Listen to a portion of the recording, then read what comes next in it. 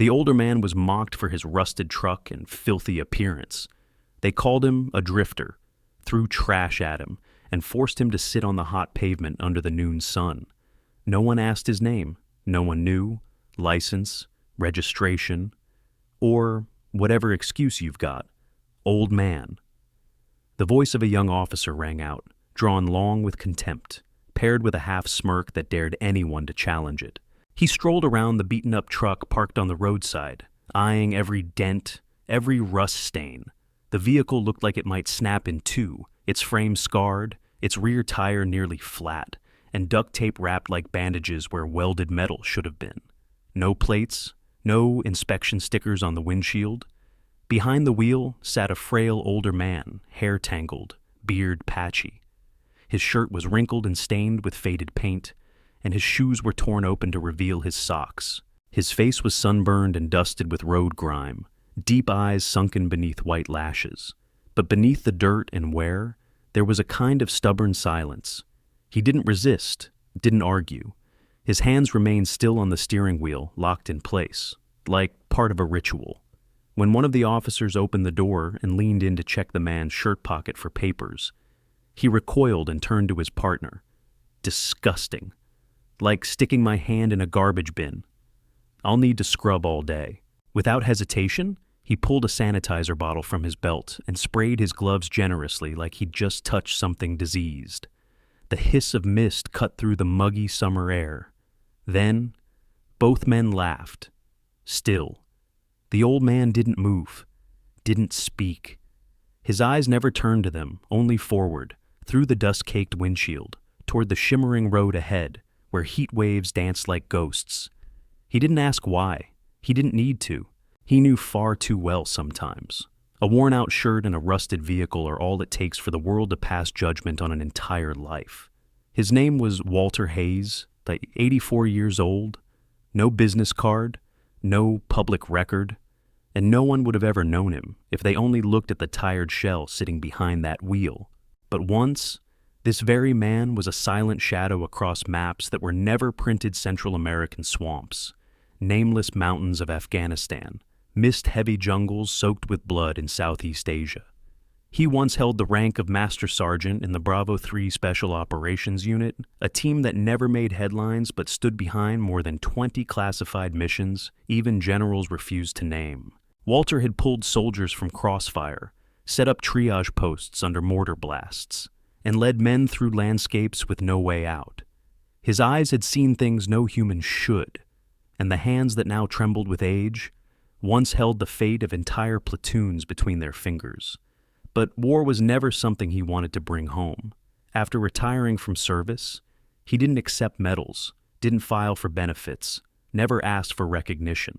Instead, he quietly settled in a small town near the forest, where he rebuilt a house using old-growth timber and, with his own hands, constructed over 40 free wheelchair ramps for fellow veterans who could no longer walk.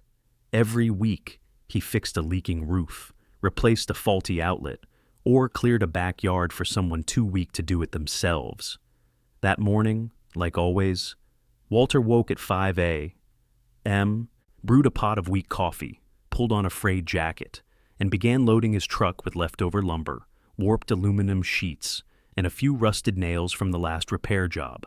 The destination was Sam Carter's house, a fellow war buddy now paralyzed on one side after a stroke. Sam could no longer make it past his porch, and that porch roof had been torn off by a storm the week before.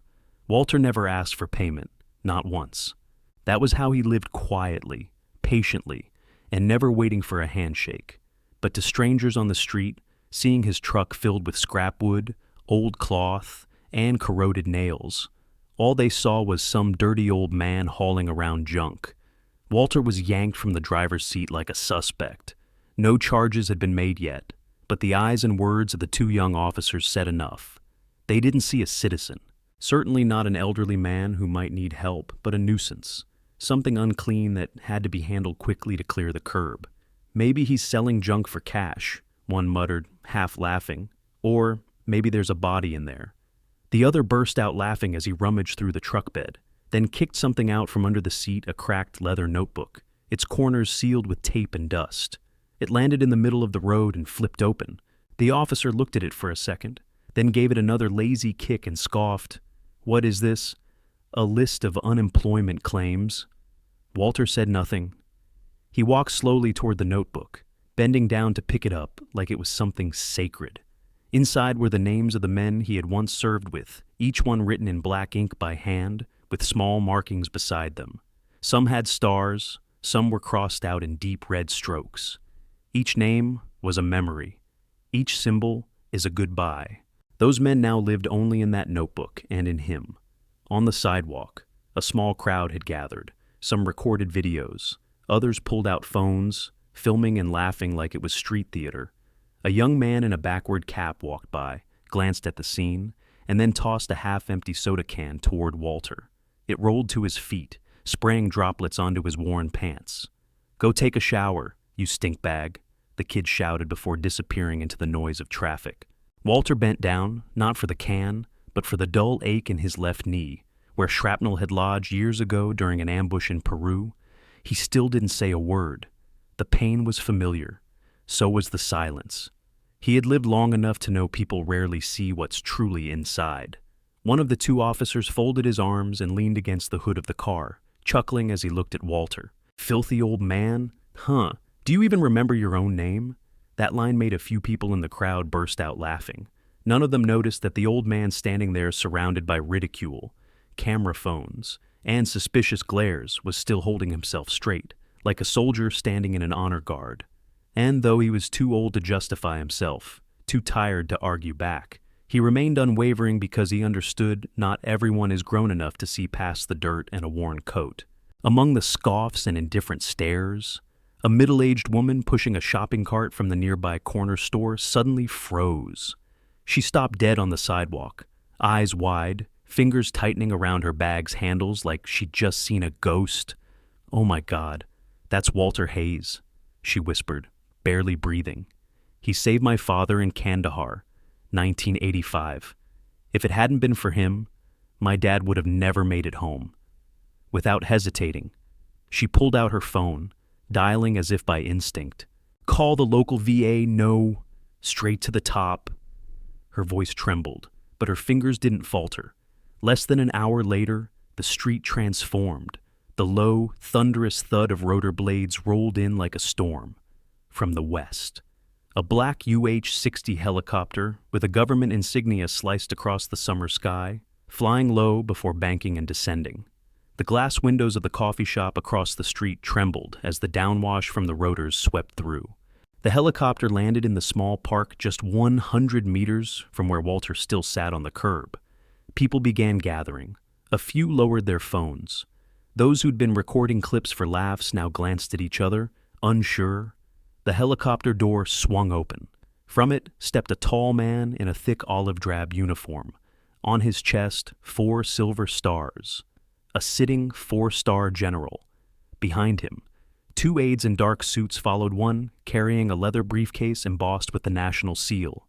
No announcement was needed. No introduction is required. His presence alone pulled the whole block into silence. He didn't approach slowly, didn't hesitate.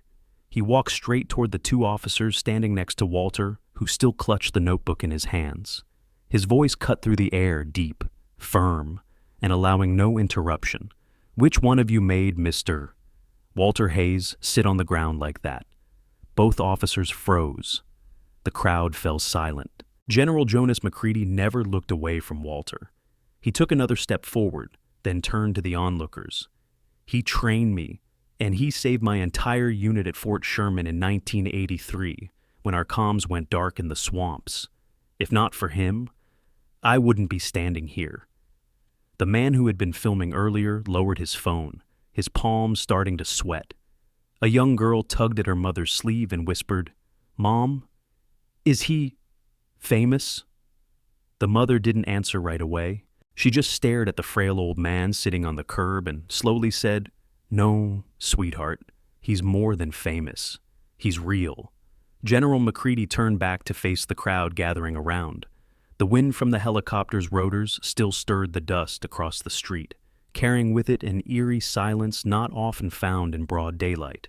He took a breath, eyes steady, and spoke each word like a bell ringing out. Walter Hayes is one of this country's silent fighting legends. He didn't just teach me how to win, he taught me how to be a man. A ripple of murmurs passed through the crowd. The man who had earlier filmed Walter now lowered his phone completely. Head bowed, a woman placed her hand over her chest, eyes glistening. General McCready stepped closer to Walter, who still stood silent, hands wrapped tightly around the closed notebook. The general bowed slightly, then spoke with the solemnity of a soldier performing an honor guard ritual. "Sir, may I have the honor of helping you to your feet?" Walter looked at him for a moment, eyes calm but unyielding. He shook his head gently, and in a voice not loud but carrying more weight than any metal, he replied, "I'm all right, sir." Then he stood on his own. No help is needed. His posture was straighter than the flagpole behind him, and no one in that street dared look at him as a ragged old man again. They were now seeing a soldier and a soul that had stood firm for more than half a century. The young officer stepped forward, eyes unable to meet Walter's. His voice trembled. "Sir, I'm truly sorry." Walter looked at him not with anger, not with bitterness, just a quiet reply, as if giving him his very first lesson. "Don't apologize to me. Apologize to the next old man before you decide he's nothing." A heavy silence fell like a thick blanket in midwinter. No one dared to breathe too loudly. General McCready turned and pointed toward the rusted truck parked nearby, now transformed into a living artifact of history. That truck, the one everyone sees as scrap. It once carried emergency supplies through floodwaters in Louisiana back in 1992. It's officially registered as a military heritage vehicle. The records are filed with the Department of Defense. He paused, glancing at the two officers, and ended with a voice cold as steel. "Report back to your precinct immediately. If that's the character you bring to this job, you have no business wearing a badge."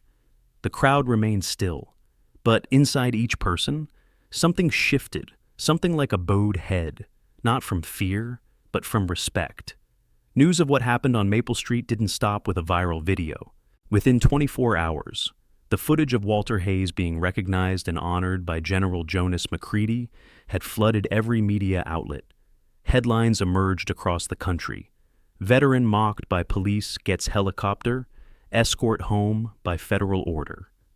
The man, the town, forgot who quietly helped rewrite history. The federal government issued an official statement.